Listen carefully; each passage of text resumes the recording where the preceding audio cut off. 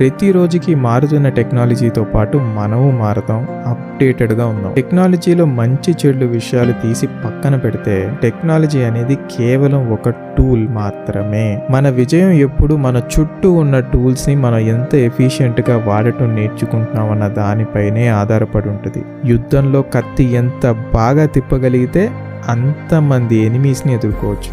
అలాగే ఒకప్పుడైతే రాజులకి కత్తులు బాణాలు బహుమతిగా ఇచ్చేవాళ్ళు. కానీ ఇప్పుడు నీకొకడు ల్యాప్టాప్ ఇచ్చాడు అనుకుందాం.